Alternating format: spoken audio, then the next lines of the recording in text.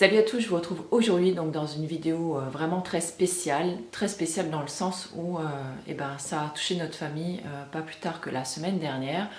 On n'en est pas encore tout à fait sorti. C'est un sujet peut-être un peu difficile à aborder, mais je tenais vraiment à le faire, donc je le fais en accord avec mon fils.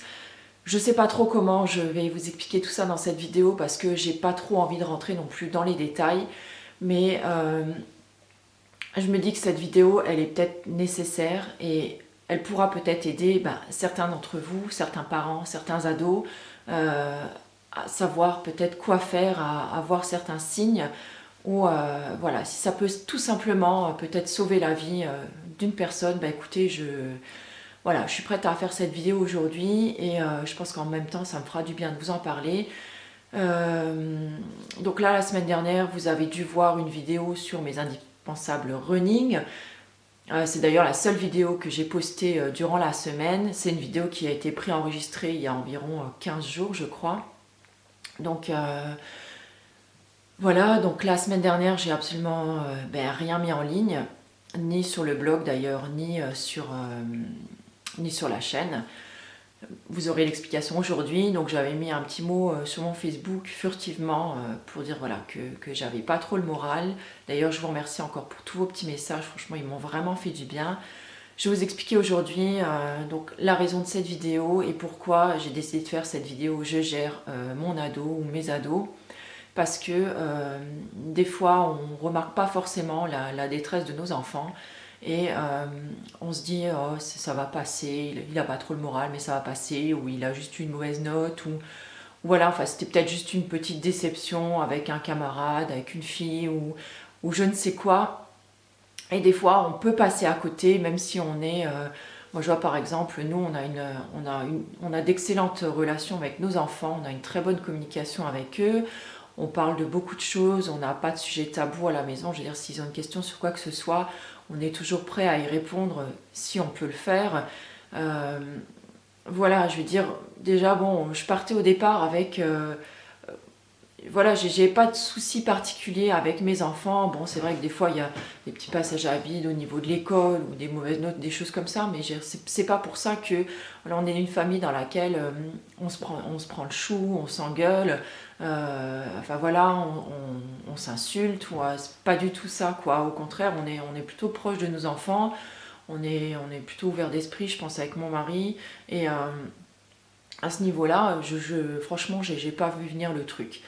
Donc il y a quelques semaines en arrière, donc avec donc un de mes fils, il y a quelques mois, mais maintenant en arrière, on les a changés de collège en fait à la rentrée, et il s'est très très bien intégré, il y a vraiment pas eu de souci là-dessus. Par contre, il avait des grosses lacunes parce qu'il y a eu beaucoup de retard qui a été pris, notamment au niveau du dernier collège donc qu'il avait fréquenté, puisqu'il y avait beaucoup beaucoup de profs absents, notamment le dernier trimestre où le prof de maths a manqué plus les 3 derniers mois, donc il n'avait même pas de notes de maths. Donc vous imaginez, il est arrivé dans ce nouveau collège, c'est d'ailleurs pour ça qu'on l'y a mis, pour qu'il se remette d'aplomb, et que voilà, il est vraiment une bonne année de troisième. Et, et donc il s'est rendu compte tout de suite au début que effectivement il a pris énormément de retard, et ça a commencé déjà avec je suis bon à rien, je suis trop nulle, de toute façon j'y arriverai jamais. Et j'ai pris ça, je vais pas dire à la légère, mais j'ai pris ça je sais pas, comme je pense n'importe quel parent l'aurait pris, parce que je me suis dit ouais bon, c'est vrai, il a du retard tout ça, mais euh, il s'en fait peut-être plus que ça ne l'est vraiment, quoi. Et là, il a commencé, je pense, à somatiser, et il a commencé à avoir des migraines qui ont été assez fortes, puisqu'il y a certains jours où ça l'a empêché d'aller à l'école, il y a certains jours où il a fait des malaises à l'école, il y a certains jours où on a fini même plusieurs fois aux urgences, où c'était vraiment des traitements, on va dire, de cheval, quoi, qui arrivaient à lui enlever ces migraines terribles. Euh, Et il a été suivi donc par notre ostéo également, donc il lui faisait des massages pour se détendre, qui lui apprenait un petit peu à respirer tout ça, à relativiser. On a vu entre-temps également donc toute l'équipe éducative qui, soi-disant, en passant, ils sont vraiment au top dans ce collège. Donc là, c'est un collège privé, mais vraiment L'équipe, elle est vraiment géniale, quoi. Ils ont un contact, mais qui est juste super avec les enfants, avec les parents. Il y a vraiment un suivi. On a l'impression vraiment que c'est vraiment une deuxième famille. Et j'ai vu le prof principal, on a parlé avec lui. On a essayé de le rassurer, mais voilà, rien n'y a fait.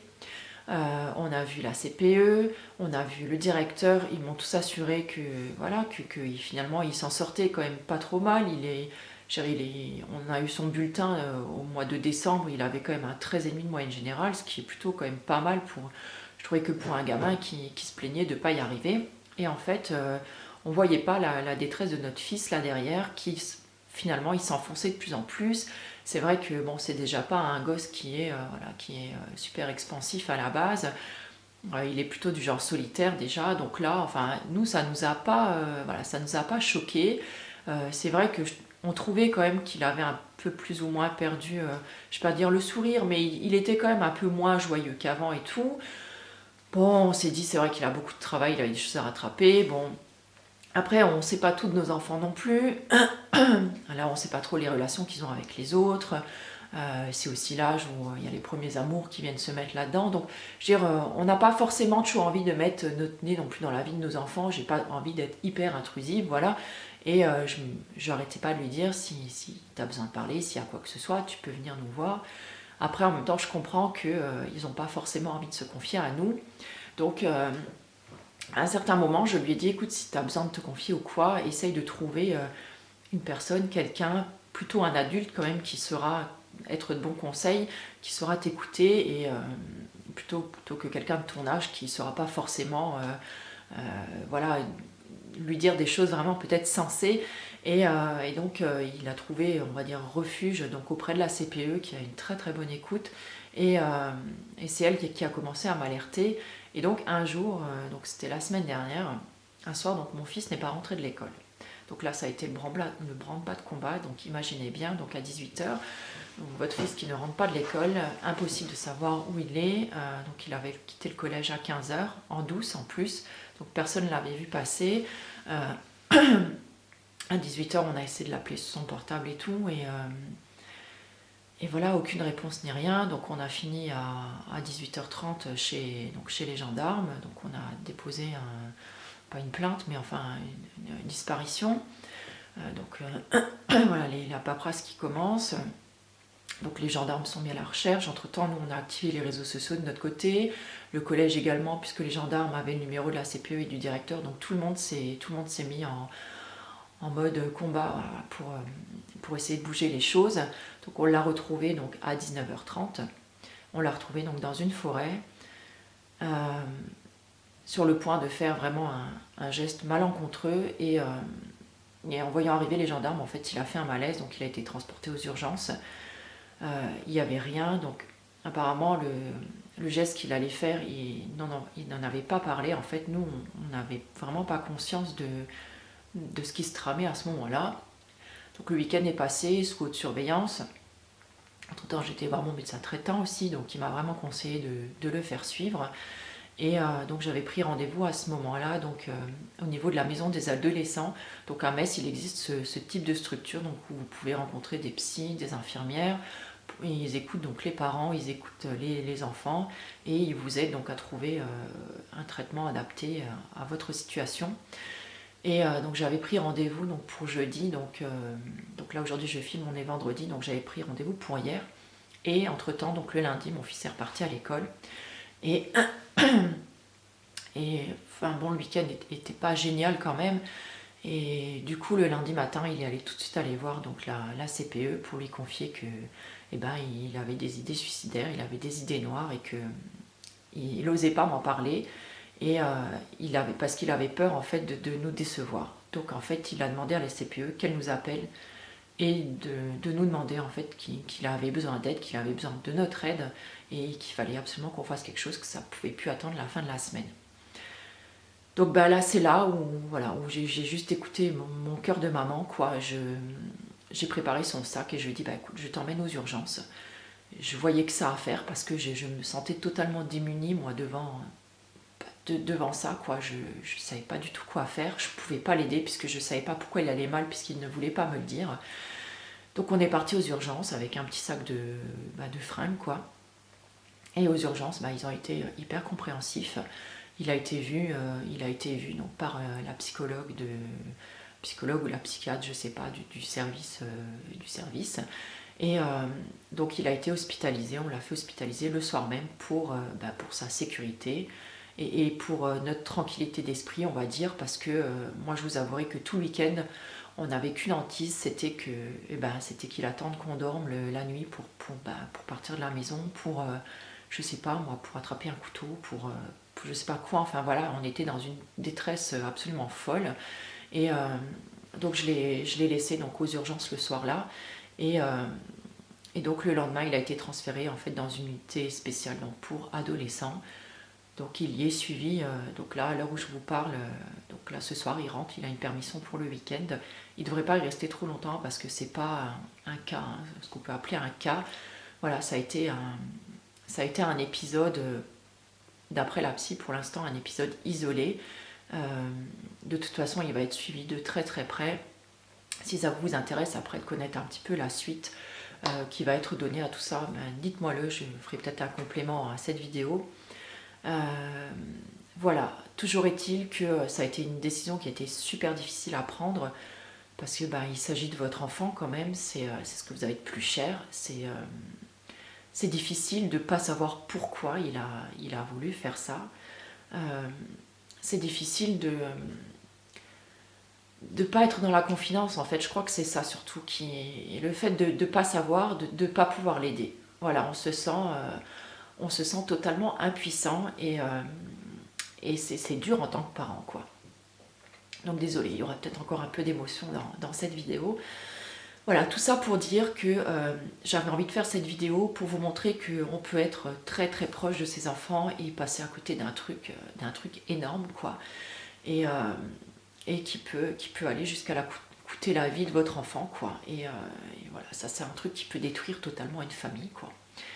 Donc j'avais envie de faire cette vidéo justement pour vous alerter, pour vous dire qu'il y a toujours quand même des solutions. Je ne vais pas dire aujourd'hui que mon fils est tiré d'affaire, mais au moins aujourd'hui je sais qu'il est suivi, qu'il est bien suivi, que je le récupère ce soir avec un immense plaisir. Vous imaginez pas à quel point. Donc là on est allé le voir tous les jours, donc depuis lundi. Ça fait un bordel immense. C'est pareil à la maison parce que nous on n'a personne pour nous aider, pour nous garder les enfants ni rien. Donc avec mon mari on s'arrange, voilà, l'un l'autre. En plus les horaires de visite dans ce genre d'unité là ils sont hyper stricts. C'est pareil, on peut pas l'avoir au téléphone quand on veut ni rien. Donc voilà, c'est super dur. Moi j'ai eu la psy au téléphone avec qui j'ai eu un excellent contact, soit dit en passant. Et voilà, je suis repartie pleine d'espoir. C'est ce qui m'a donné envie de faire une vidéo justement aujourd'hui. Je pense que j'en ferai d'autres dans la foulée parce que je me rends compte quand même que ça m'a manqué. Ça me fait beaucoup de bien finalement de me remettre un petit peu à mes activités entre guillemets normales. Mais voilà, c'était cette vidéo que j'avais envie de partager avec vous pour justement, si vous êtes dans cette situation, si vous avez votre enfant, alors quand je vous dis ado, hein, c'est pas forcément 15 ans, hein, ça peut survenir à 10 ans aussi, hein, parce qu'il y a à savoir que les enfants ils sont vachement sous pression en ce moment, notamment au niveau de l'école. Apparemment on leur met une pression folle. Alors cette pression, c'est pas nous qui l'avons mis à notre fils, hein, c'est lui qui se la met tout seul parce que voilà, il a toujours envie de bien faire les choses, pas envie de décevoir. Et je pense que quelque part, cette pression, nos gosses, ils se la mettent d'eux-mêmes déjà, sans compter que nous, c'est vrai qu'on doit certainement inconsciemment attendre quelque chose d'eux qui leur paraît vraiment peut-être énorme. Et voilà, en tout cas, continuer à être vigilant, je veux dire, voilà, à ces paroles-là qui... soit du jour au lendemain, ils changent de comportement, ils sont plus renfermés, plus solitaires, ils ont envie de rien, c'est du genre je m'en fous, je suis fatiguée, ils s'isolent dans leur chambre, j'ai pas faim, voilà, ils perdent l'appétit, c'est de toute façon je suis nulle, je suis bon à rien, voilà, ce genre de discours-là, soyez vigilants, ça peut être rien comme si ça traîne dans le temps, voilà, inquiétez-vous quand même. Vous pouvez toujours parler, donc soit à l'équipe éducative de son bahut, à votre médecin traitant, à un psychologue. Il y a également, comme je vous disais, donc des maisons des associations, des maisons des adolescents.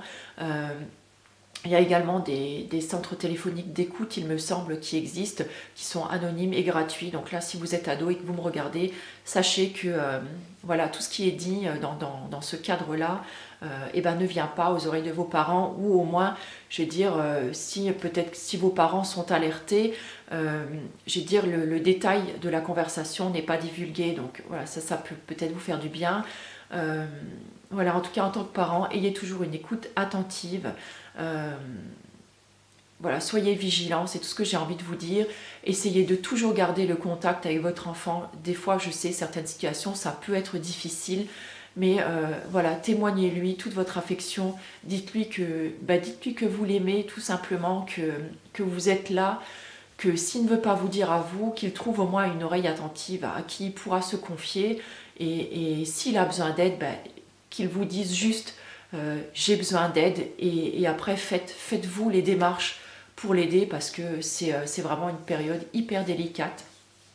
Et soyez toujours là pour lui, accompagnez-le, et voilà, et faites preuve juste de beaucoup d'amour. Je pense que ça c'est la règle de base.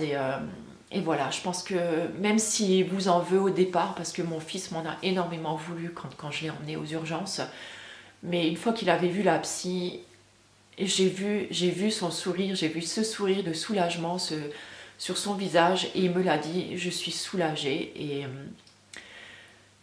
même si c'est difficile à vivre au départ, je pense qu'avec le recul, il comprendra que c'est pour son bien, que c'est pour sa sécurité, ça peut être pour sa vie, parce que certains sont tellement mal, ont tellement rempli en fait leur sac qu'ils n'arrivent pas à le vider, que en fait toute cette somatisation, toutes ces idées noires, cette colère qu'ils peuvent avoir, et ben tout ça à la fin en fait c'est quand ils n'y arrivent plus, c'est contre eux qu'ils la retournent, et certains en payent le prix fort, et ils le payent au prix de leur vie.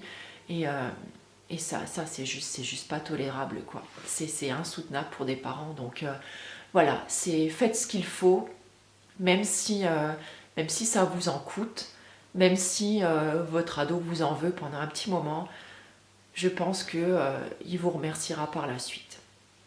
Voilà, j'espère ne pas être trop rentrée dans les détails, parce que je voulais pas être trop intrusive quand même dans l'histoire de mon fils, mais j'avais quand même envie de vous expliquer voilà, le pourquoi du comment, parce que c'est quelque chose voilà, qui m'a totalement bouleversée, quoi. Je ne pensais pas qu'un jour j'aurais été confrontée à cette situation.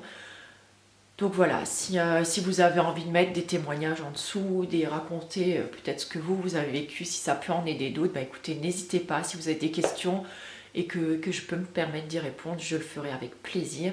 Voilà, je suis désolée pour cette vidéo qui n'est pas très gaie aujourd'hui, mais voilà, qui peut être... voilà, qui peut peut-être aider, si elle n'aide qu'une personne, voilà, j'en serai ravie. Sur ce, écoutez, je vous fais plein de gros bisous, et je vous retrouverai pour des vidéos un petit peu plus gaies la prochaine fois, je vous promets. Je vous embrasse très fort, prenez soin de vous et de votre famille. A plus, ciao.